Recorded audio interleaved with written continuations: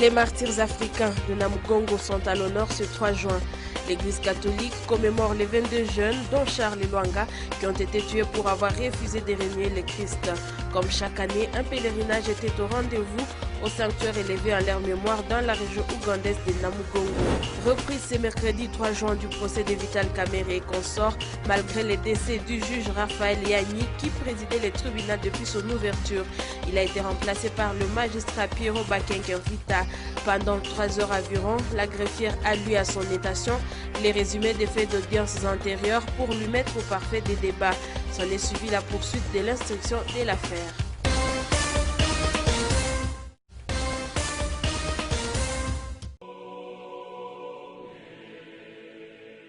Chaque 3 juin, l'Église catholique commémore les martyrs africains torturés puis tués en Ouganda entre 1885 et 1887 sous le règne du roi Mwanga. C'est un groupe de 22 jeunes, dont Charles Lwanga, qui ont peiné et souffert jusqu'à accepter la mort à cause du Christ. En diocèse de Butembo-Beni, plusieurs personnes et maisons louent les vertus de ces jeunes et s'approprient leur nom comme modèle. C'est le cas de cette maison, c'est Charles Lwanga de Butembo, qui encadre ici à Mgel des novices assomptionnistes. Évidemment, cette communauté s'appelle Novician C. Charles Lwanga, donc nous sommes sous le patronyme de C. Charles Lwanga.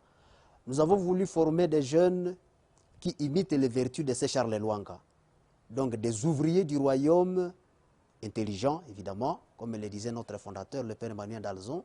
On doit former des ouvriers intelligents, des ouvriers convaincus par leur foi, leur témoignage. Et nous voulons imiter les pas de ce Charles Lwanga pour former évidemment cet esprit missionnaire dans les jeunes qui passeront par ces noviciats. Par une mort mystérieuse et leur courage, ces martyrs ont marqué l'Église catholique. En fait, cette journée, c'est une journée de grâce. En tant qu'Africains, en tant que chrétiens de l'Église catholique, nous faisons mémoire de nos frères dans la foi. Ils ont témoigné de leur foi. Ils sont victimes de leur foi en Jésus-Christ. L'histoire des martyrs remonte à 1886. Ayant suspecté un complot contre lui, le roi Mwanga décida d'expulser les missionnaires blancs, dont le père Simon Lourdel et les frères Amans. Dans la suite, l'Assemblée royale décida que tous ceux qui refuseraient de renier le christianisme soient persécutés. Ainsi, ces jeunes martyrs furent exécutés. Aujourd'hui, en Ouganda, le 3 juin est un jour de fête pour les catholiques du pays. Et chaque année, un pèlerinage se fait au sanctuaire qui a été élevé en leur mémoire ici dans la région de Namugongo. Le mouvement de grève déclenché vendredi 29 mai par l'association des chauffeurs au Congo, ASECO, a été levé depuis lundi 1er juin dernier. C'est après la libération des 2 membres de cette association, arrêtés par les forces de sécurité en Ituri, puis transférés en prison à Beni. Ainsi, le trafic entre Butembo et d'autres entités de l'ex-province orientale a repris. La SECO salue la réponse des autorités qui témoignent d'une bonne collaboration entre les gouvernements et les secteurs des transports. Ils ont été relâchés et nous sommes contents. Et le mouvement de grève est levé. Là, nous avons débuté avec les activités comme d'habitude. Le président de la République avait dépêché une délégation d'une autorité militaire à provenance de Kinshasa. Il nous avait écoutés et à partir de cette causerie, il nous avait donné nos compatriotes. Ils ont été acquittés et nous sommes avec eux. C'était gratuitement. Le mouvement des grèves de la SECO qui a duré au maximum 3 jours visait à dénoncer l'insécurité et les tracasseries dont ses membres sont régulièrement victimes sur les axes menant en Ituri et dans la Chopo. La SECO a évoqué le cas des 2 chauffeurs qui ont vu, il y a plus d'une semaine, leur véhicule être brûlé par des inconnus armés près des Luna, à la frontière entre les Nord Kivu et l'Ituri. Les services urbains de l'économie a désormais son propre bureau. Cette bâtisse érigée à proximité de la mairie de Butembo a été inaugurée ce mercredi 3 juin en présence de plusieurs autorités étatiques et para-étatiques.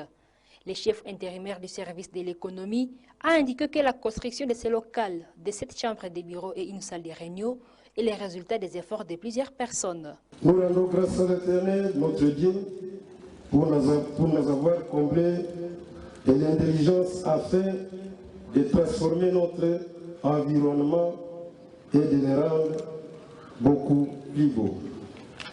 Ce sont nos sincères remerciements à l'autorité provinciale pour son accomplissement jusqu'à l'aboutissement de cet ouvrage. Que les chefs de division de l'économie nationale trouvent à travers ces messages notre gratitude pour son assistance tant morale, matérielle que financière. Qu'il plaise à l'honorable maire,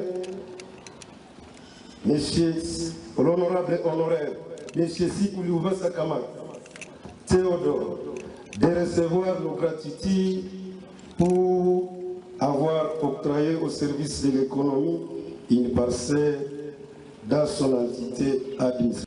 Ce n'est pas le premier service étatique à se construire et bureau à Butembo.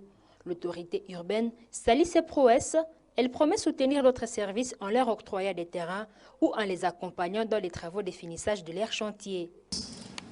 Ici, l'occasion pour nous de vous promettre faire la même chose pour ceux qui ont déjà de l'espace, vous accompagner et vous appuyer pour la vision de construction de nos bureaux. Lorsqu'on a un cadre beau, un cadre bien, ça vous donne aussi les conditions de bien travailler et de produire des résultats au service de cette population que nous servons.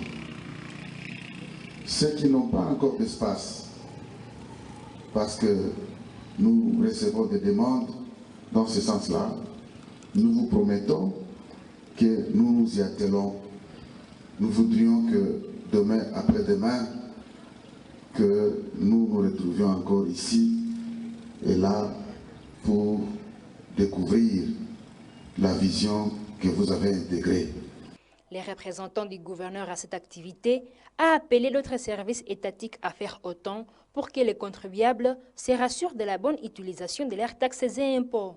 Très épaté parce qu'en fait, il y a certaines personnes qui pensent qu'il n'y a que le personnel administratif de l'État qui ne se consacre pas au projet. Et aujourd'hui, nous sommes très heureux d'avoir inauguré, n'est-ce pas, les bâtiments devra abriter les services de l'économie nationale au niveau de la ville de Butembo. Bijou de la ville, et nous sommes très fiers de cette ville parce qu'en fait, quand on parle de l'économie nationale, on voit les miroirs d'une nation, d'un État, d'une contrée. Et donc pour nous, ça c'est un bijou. Et nous appelons à d'autres services urbains de la ville de Butembo d'emboîter les pas. Au soir de la cérémonie, les participants ont été conviés à une visite guidée de cet édifice qui va désormais abriter les services urbains de l'économie. Plusieurs quartiers de la ville de Butembo connaissent ces derniers temps une pénurie d'eau potable en cette période de sécheresse qui s'observe depuis plus d'un mois. Ici au quartier Moutiri, les habitants disent éprouver d'énormes difficultés pour s'approvisionner en eau. Dans les périmètres de cette source d'eau qui sert plus de 200 ménages, ces femmes disent être obligées de quitter leur domicile à 1 h du matin pour espérer puiser chacune 4 bidons de 20 litres le jour. Nous sommes nombreux, nous qui puisons ici. Les uns viennent de Mukuna, les autres passent même nuit ici. C'est vraiment difficile. Si on peut nous aider, tant mieux.